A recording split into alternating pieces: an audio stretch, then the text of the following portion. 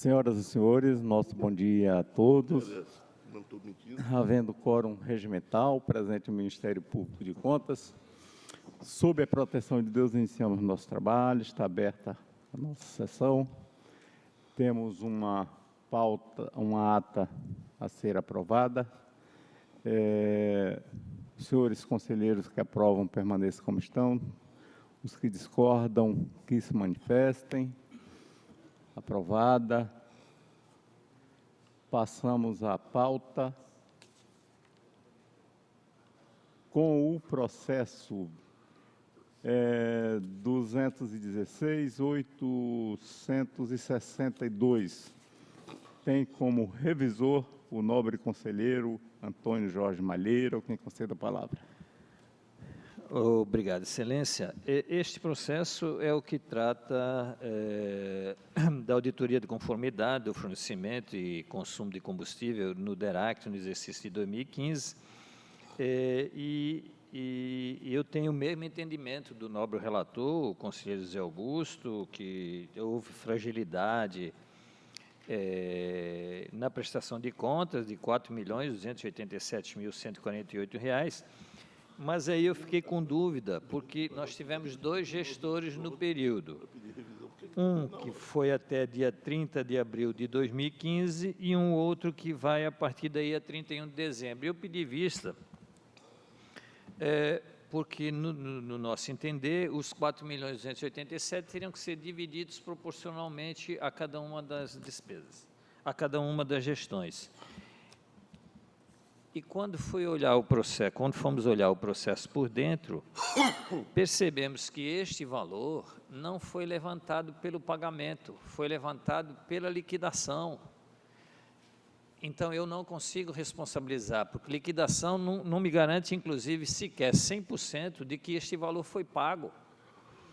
Então, assim, e aí fomos a DAFO, para que tentássemos verificar este valor por dentro e não conseguimos chegar ao resultado. Então, nesse sentido, apesar de ter o mesmo entendimento do nobre relator, mas por uma questão de segurança e de justiça com o próprio gestor, eu voto para que o processo seja baixado em diligência para complementação da instrução, devendo a área técnica apontar a distribuição dos valores por responsabilidade em face dos pagamentos e não em face da liquidação. É como voto, Excelência. Senhor presidente, Pois não. Se a título de sugestão, como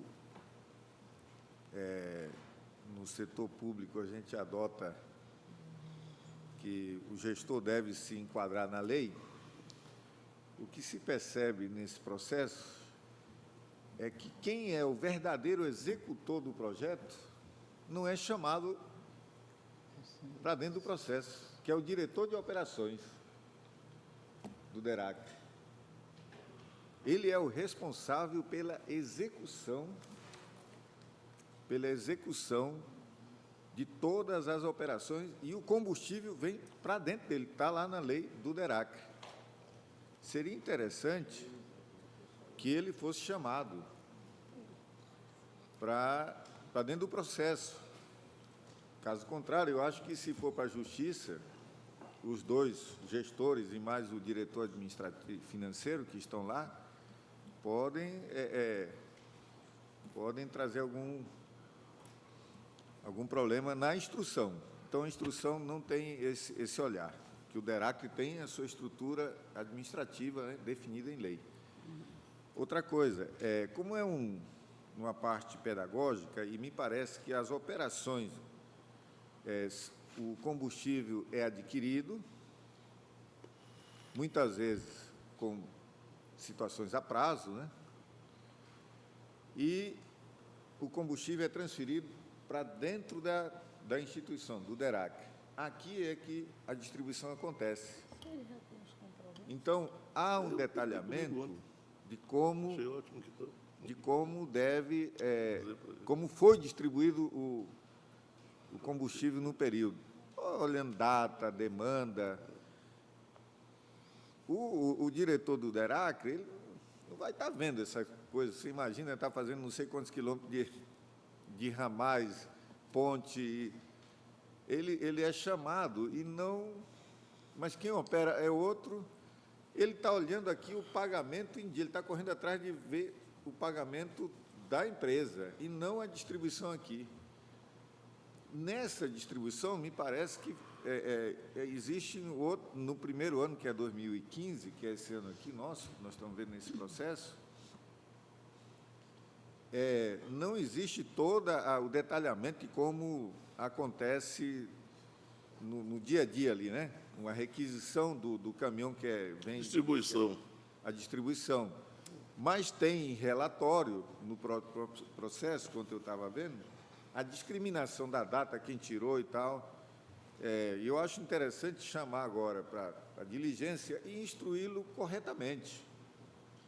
E verificar o que acontece em 2016, já muda. Ou seja, há um processo pedagógico aí. E que nós deveríamos olhar essa situação, fazer mais conta, verificar realmente se o volume de carros e de serviço que tem é compatível com a despesa que tem de combustível. Nós não fazemos isso. Então, eu, pelo menos, achei interessante você baixar em diligência, porque você fica em dúvida. Infelizmente, a gente passou pela faculdade, disse que a gente não se forma, se deforma na universidade, mas, na prática, eu aprendi algumas coisas. Se você tem um volume de serviço, que é de pessoal, de máquinas, equipamento, energia, então, conforme essa demanda, você vai usar, no caso, combustível. Lá não tem essa conta no relatório. Se eu fosse decidir, com base nesse relatório, eu vejo mais que esse relatório tem uma perspectiva de ver erros titica, do que ver resultado. Do que ver o resultado de fato, sabe? Não tirei nada. Se eu fosse um executivo e pedisse uma auditoria externa, eu não pagava. Porque o relatório não me diz nada. Apenas diz, no final, devolve isso aqui. Não vê o detalhe. Mas estamos aqui, tanto nós estamos aprendendo, quanto eles lá. Então, eu achei interessante e era bom que a gente discutisse com a área técnica, assim, para ser mais, que sejam relatórios consistentes. Que, no final, se uma empresa, se uma instituição precisar, diz, olha, esse relatório vai me ajudar a corrigir meus rumos aqui. Caso contrário, é para a gente só brincar de advogado fazer defesa aqui, da gente fazer a tramitação de processo, porque, juro, li esse relatório e não vi nada, assim, que ajudasse a refinar a gestão do DERAC, no caso do combustível. Mas tem algumas coisas, já de ganhozinho, parece que em 2016, já o DERAC começou a fazer o medo, né? A política da instituição de ser respeitada pelo medo pelo mal que pode fazer, não pelo bem. O relatório não traz uma coisa de fazer o bem para a gestão pública, é de ser respeitado pelo mal que está ali. Um errozinho se transforma em coisa, e aí devolve 4 milhões, não sei quanto, e multa isso, multa aquilo, e a sociedade diz, rapaz, isso é um bando de ladrão, sabe? Então, a gente tem que tomar muito cuidado. Os relatórios têm que ser, primeiro, para refinar a gestão pública, sabe? Ou qualquer gestão. E nós que somos do controle externo, a gente deveria ver com esse olhar, ser respeitado pelo conteúdo do nosso relatório. Eu fiquei, assim, depois de ver o parecer também, não se...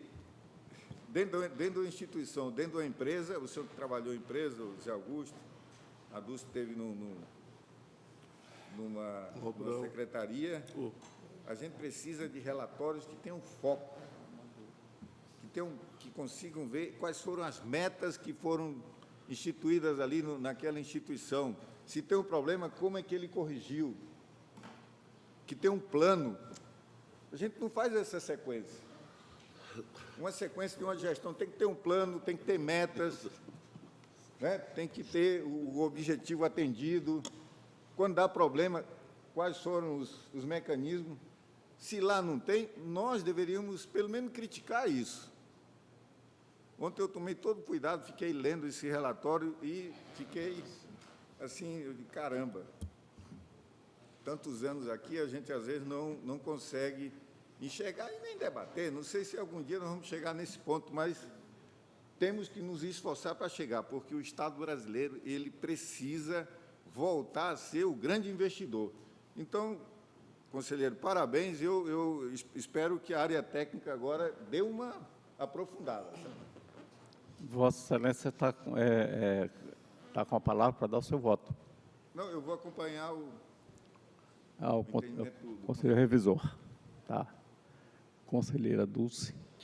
Obrigado, senhor presidente. Eu também vou acompanhar a sugestão do conselheiro revisor para a diligência, que nada mais é, né, a decisão do conselheiro Antônio Malheiro é o resumo da fala que o conselheiro Ronald Polanco fez, porque ele não encontrou realmente, um subsídio que pudesse efetivamente determinar o nosso julgamento. Eu acho que o grande desafio nosso, como órgão de controle, é conhecer aquilo que nós julgamos, né? Então, é um grande desafio a gente aprofundar. E, sem conhecimento, nós faremos um mau julgamento. Então, precisamos conhecer e bem para poder também bem julgar. E eu sugiro também, conselheiro Antônio Malheiro, que a gente faça a correção da pauta para inserir o outro gestor que tem a possibilidade de ser sancionado nesse processo. Ele não consta aqui na pauta, né? Eu acompanho esse voto. Ok. Sim. Eu ouço o nobre conselheiro José Augusto. Excelência, concordo com tudo que foi dito, gênero, número e grau, mas a minha casa é o Tribunal de Contas. E, para mim, em direito, vale o que está escrito. Recebi do meu gabinete ontem, às 11h30, o gestor do departamento responsável por essas ordens de fornecimento de combustível, que queria ir ao gabinete do conselheiro Malheiro, e eu não deixei. Com 1.570 notas. E por que não trouxe da formulação quando a inspeção pediu os comprovantes desse desgaste de combustível? Porque, de sã consciência, como é que você vai gastar 5 milhões de reais em combustível, um cidadão dando notina, que não seja perceptível? Ou seja, quer dizer, eu fiz o voto nesse sentido, não me arrependo, no sentido de que respeitem o Tribunal de Contas. Porque eu tenho visto hoje, se quiser, eu nomino. Mas por questão ética, eu não vou dizer no momento, mas se quiser, em reunião, eu nomino. Ah, deixa isso aí com o tribunal, isso aí deixa comigo. Ah, é?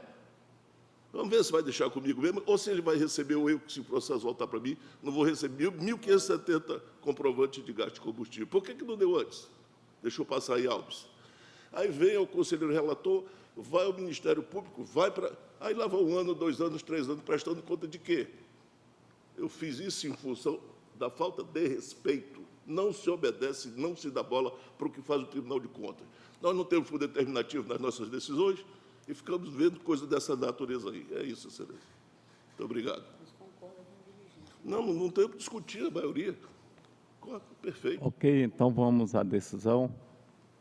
Decidiu-se por maioria, nos termos do voto do nobre conselheiro revisor Antônio Jorge Malheiro.